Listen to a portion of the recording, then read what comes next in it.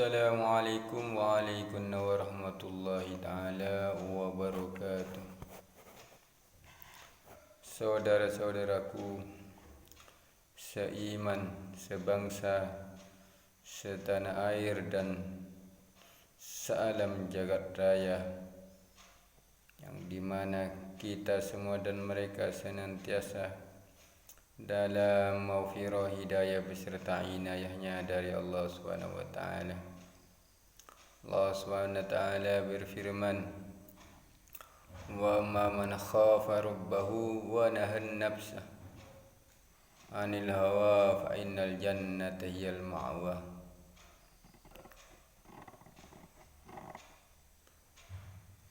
Pada pertemuan kali ini kami akan membahas terkait dengan nafsu. Maka dikatakan innamal mujahidu may yujahidu nafsahu wa hawa. Sesungguhnya yang dikatakan seorang mujahid, seorang pejuang adalah orang yang bisa memerangi dirinya dan nafsunya sendiri. Orang yang bisa memerangi dirinya dan nafsunya sendiri. Maka dikatakan musuh terberat kita adalah diri kita dan nafsu kita. Pesaing terberat kita adalah diri kita, bukan orang lain. Maka dikatakan sungguh beruntung bagi orang-orang yang hari-harinya sibuk dengan aib dan kekurangannya sendiri sehingga tidak sempat melihat aib dan kekurangan orang lain. Maka di sini kami akan mengupas terkait dengan 7 kriteria nafsu, di mana 7 kriteria tersebut dibagi menjadi dua bagian. Kriteria nafsu yang kerap kali ditopang oleh energi nar atau energi yang zonanya kurang aman, yaitu amarah. Artinya apa amarah? Yaitu keras dan pemarah, kesenggol sedikit, mudah mencaci maki, kesenggol sedikit, mudah tertusuk, kesenggol sedikit, mudah tersinggung, dan tensi emosinya semakin naik dan menjadi-jadi. Ini tanda-tandanya nafsu amarah. Kemudian nafsu lawwamah. Artinya nafsu lawwamah tersebut tidak pernah puas. Punya sepeda motor, kepingin punya mobil. Ketika sudah punya mobil, kepingin punya 2 mobil. Ketika punya A, kepingin punya B, dan seterusnya. Sehingga bahkan paham kapitalis, di mana ketika berniaga, berusaha, mengeluarkan modal yang sedikit, ingin meraup keuntungan yang sebanyak-banyaknya tanpa memperdulikan karyawan dan orang lain. Ini tanda-tandanya nafsu lawwamah. Kemudian nafsu sofiyah atau mulhimah, bangga diri, merasa bisa, merasa bersih, merasa paling alim. Maka dikatakan fala tuzakku anfusakum. Jangan merasa suci atau merasa bersih diri kalian. Ini rawan sofia, ini merasa alim, merasa bisa. Di dalam dirinya tertanam sifat kibir atau takabur, ananiyah. Maka dikatakan la yadkhulul jannata man kana fi qalbihi misqala dzarratin min kibrin. Tidak akan masuk surga yang di dalam hatinya terdapat sebiji derok dari rasa takabur, rasa bisa, saya kuat, saya hebat, saya yang sholat, saya yang berpuasa. Artinya di situ lebih kepada lin nafsi bin nafsi. Maka ini ada dua kamar, sadar lillah dan sadar billah. Kalau tidak sadar lillah billah bermakna sadar lin nafsi bin nafsi.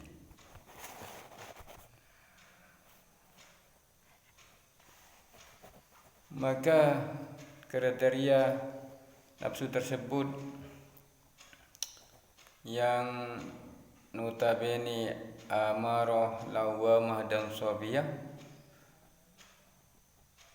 adalah hasil perwujudan dari kinerja rasa yang bersinergi dengan nar dan zonanya kurang aman atau penuh dengan hambatan. Kemudian kriteria nafsu yang berikutnya yang bersinergi dengan nur, pertama yaitu mutmainnah. Apa itu mutmainnah? Yaitu tenang, teman dan nyaman. Teman, tenang dan nyaman. Di dalam hatinya tertanam rasa bahagia dan dengan ingin membahagiakan orang lain dan alam sekitar. Ini tanda-tandanya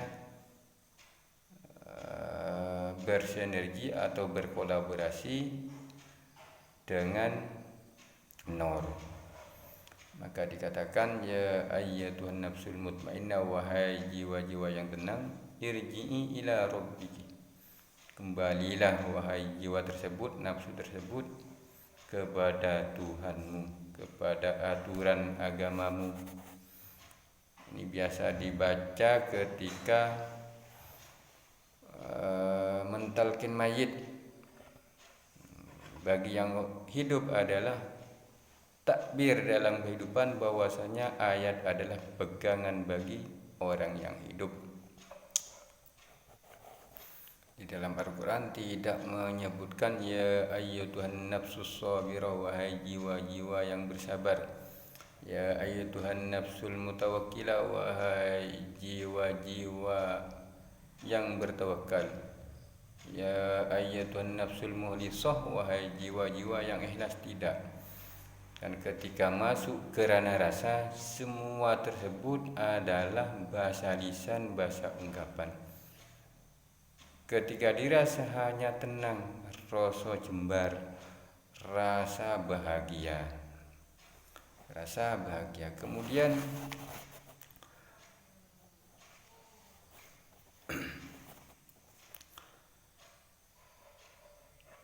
implementasi dari nafsu mutmainnah tersebut adalah pintu awal untuk menangkap signal hidayah dan akan menjadikan asbab cerdas intelektualnya, cerdas spiritualnya, dan cerdas fisikalnya. Ini pintu pertama untuk menaiki level-level tangga nafsu yang berikutnya. Pintu pertama adalah mutmainnah, harus tenang dulu. Harus tenang, santai, rileks ketika menghadapi konflik. Kita harus jangan keburu-buru otak kiri ini mencari cara untuk menyelesaikan permasalahan dulu, tapi tanamkan atau tanyakan terhadap perasaan kita, rasa kita, adakah rasa kita tenang dan nyaman. Ketika tidak tenang, kita ambil wudhu, melakukan sholat 2 rakaat, kemudian berzikir kepada Allah sesuai dengan pilihan zikir kita masing-masing. Kemudian nafsu berikutnya ada radiyah, yang muatannya adalah ikhlas dan sabar. Maka dikatakan innama yuwaffas sabiruna ajrahum bighairi hisab. Allah akan menyempurnakan pahala terhadap orang-orang yang bersabar. sangat tinggi derajatnya di sisi Allah ketika kita mampu bersabar. Maka dikatakan dalam ayat lain, wasta'inu bis-sabri was-shalah, carilah pertolongan dengan bersabar dan melakukan solat. Ketika para sahabat radhiyallahu ta'ala anhum menghadapi permasalahan, menghadapi konflik, beliau para sahabat radhiyallahu ta'ala anhum melakukan solat sunnah 2 rakaat kemudian bermunajah kepada Allah. Seketika itu mendapatkan solusi, win-win solution. Tapi bagaimana umat hari ini semakin banyak solatnya semakin bermasalah. Kenapa? Pertanyaannya bukan gerakan solatnya yang salah, tapi rasanya kotor, rasanya kurang jernih. Karena bacaan, zikir sebagai media untuk menjernihkan rasa kita. Karena amalan agama ini adalah amalan rasa. Ketika rasanya tidak jernih, tidak bersih, maka jasad kita berat untuk mengamalkan amalan-amalan agama. Kemudian nafsu berikutnya adalah mardiyah, syukur dan lepas beban. Syukur dan lepas beban. Maka dikatakan wala in syakartum la azidannakum wala in kafartum inna azabi lasyadid. Wala in syakartum la azidannakum wala in kafartum inna azabi lasyadid. Wala in syakartum, manakala kalian bersyukur atas nikmat-nikmatku. Maksud di sini syukur adalah hatinya tenang, hatinya bahagia, hatinya lepas beban, melakukan aktivitas 24 jam merasa tidak terbebani. Ini korelasinya wal in syakartum ini dengan rasa yang bersinergi dengan nur. Kemudian wala in kafartum inna azabi lasyadid, ketika kalian ingkar kufur nikmat. Wala in syakartum syukur nikmat, wala in kafartum kufur nikmat, inna azabi lasyadid, ketahuilah bahwa siksaku sangat pedih. Maka kita harus berupaya untuk melakukan ungkapan kalimat syukur dengan bismillahirrahmanirrahim, alhamdulillahirabbil alamin secara tersurat. Secara tersirat bismillahirrahmanirrahim alhamdulillahirabbil alamin tersebut menanamkan rasa kasih sayang dan bahagia, dan dengan cara membahagiakan terhadap orang lain. Kemudian nafsu berikutnya yaitu nafsu kamilah, kasih sayang dan peduli. Kasih sayang dan peduli. Allah Subhanahu wa taala berfirman, innal ladzina amanu sayaj'alu lahur rahmanu wudda. Allah Subhanahu wa taala menanamkan di dalam hati orang-orang yang beriman sifat Rahman Rahim, sifat kasih sayang. Dan kamar yang kedua tersebut dari mutmainnah, radiyah, mardiyah dan kamilah adalah hasil perwujudan kinerja rasa kita yang berinteraksi dengan energi nur, dan ranahnya adalah zona bebas hambatan atau zona aman. Ketika rasa kita bahagia, ikhlas, sabar, syukur, lepas beban, tertanam di dalam hatinya rasa kasih sayang, inilah zona yang bebas hambatan. Maka hadirin, closing statementnya adalah mengingat sama dengan menghubungi, berpikir sama dengan mengundang, merasakan sama dengan mendatangkan, mengulang-ulang sama dengan mewujudkan, fokus dan khusyuk sama dengan mempercepat perwujudan. Wujud nur atau wujud nar. Nur sama dengan tenang dan nyaman atau bahagia, nar sama dengan susah dan gagal. Insyaallah kami cukupkan sampai di sini dulu terkait dengan keterangan beberapa kriteria nafsu. segala keterbatasan dan kekurangan kami mohon maaf yang sebesar-besarnya. Qul subhanakallahumma wa bihamdika asyhadu an la ilaha illa anta astaghfiruka wa atubu ilaik. Akhirul kalam wa billahi al-mawfir wal hidayah. Assalamualaikum warahmatullahi wabarakatuh.